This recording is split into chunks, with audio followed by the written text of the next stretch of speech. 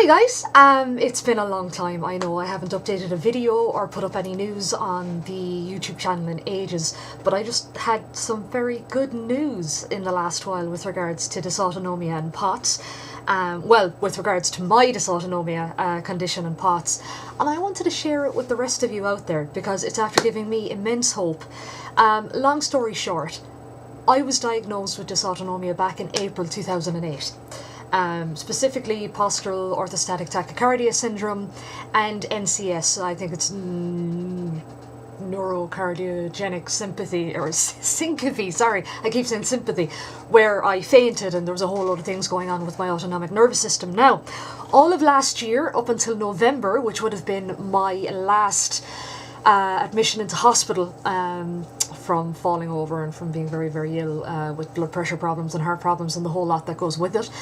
I've had absolutely no problems since last November, since the last time I was in hospital. So, from April to November, very, very ill, wasn't doing very well, had very little energy, had deconditioned quite a lot because I was lying in bed and couldn't get up, couldn't do all that much because it was affecting me by being dizzy and passing out and stuff like that. And I had to be very careful with what I ate and how I worked and how I did things and how I socialised and how I pretty much did everything. I had to do a full lifestyle change.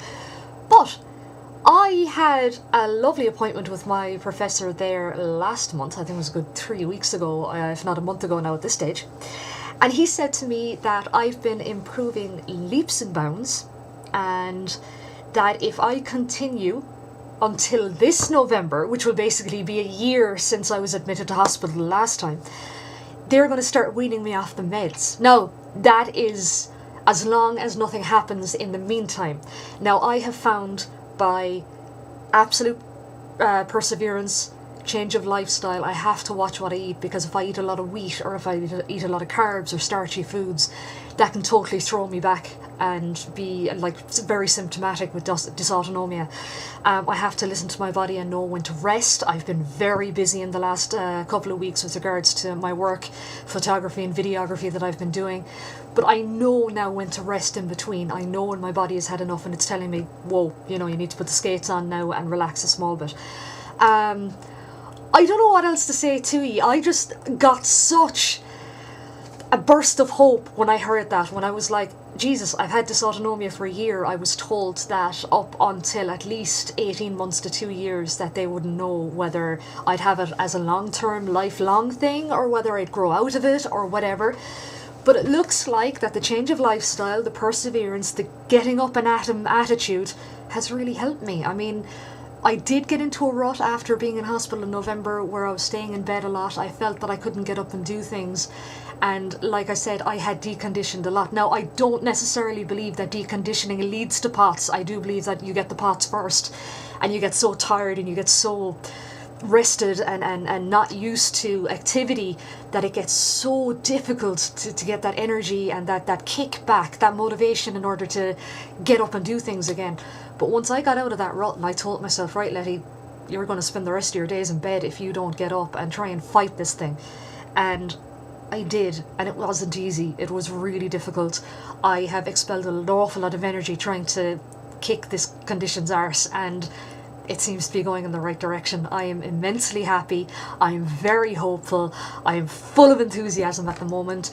I'm watching what I'm eating. I'm being very, very good. I'm watching my activity levels.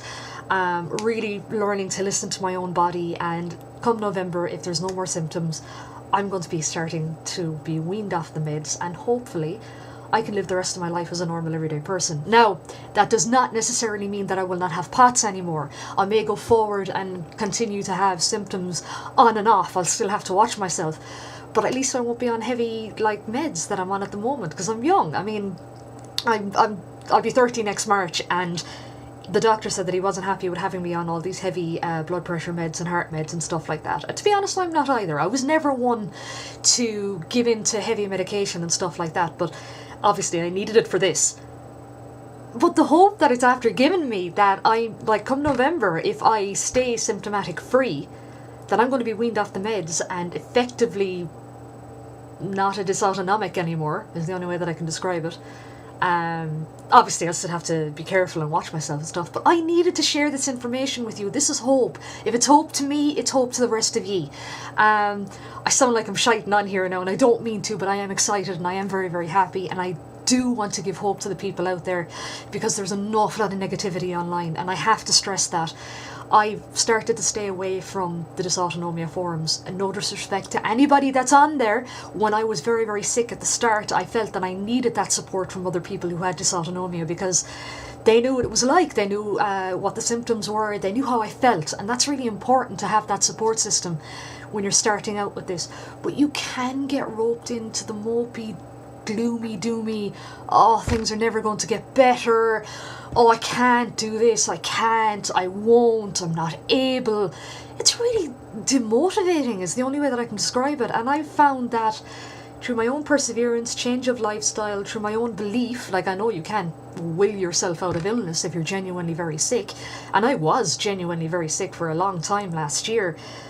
But in these recent months, I've been so much busier, so much happier, so much more energetic, so much more motivated, and now I feel fulfilled, like I'm contributing to life again, not just lying down in bed all day and not being able to do stuff. I'm getting out more, I'm socialising more, I'm able to do way more work, and I love being busy, and I love this hope that if I hold on till November and there's no more symptoms, that's it. I can focus on the rest of my life, living a normal life, doing normal things, being a normal wife, hopefully be a parent, which is something that myself and my husband have wanted for the longest time. And because of this lemon that I got last April, I was told that I couldn't have kids until we knew that this was going to go away or whatever else. But look, that's beside the point.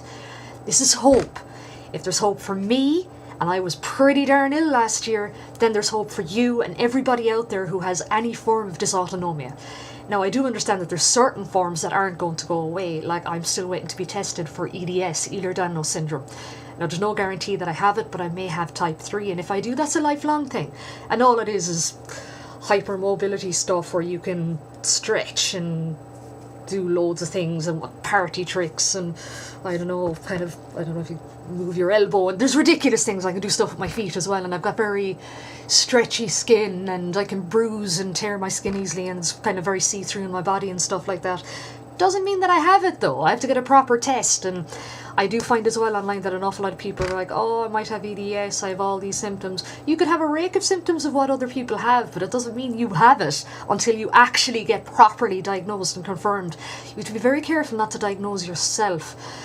With dysautonomia, it's a difficult one, because I fought to make sure that I had a diagnosis. I knew that there was something wrong with me last April. And thankfully, the more they tested, the more they realised, actually, yeah, there is something wrong with you, and here's the prognosis, and here's the actual proper test and everything. And they confirmed it, and they told me the long-term outlook on it, and it wasn't looking good.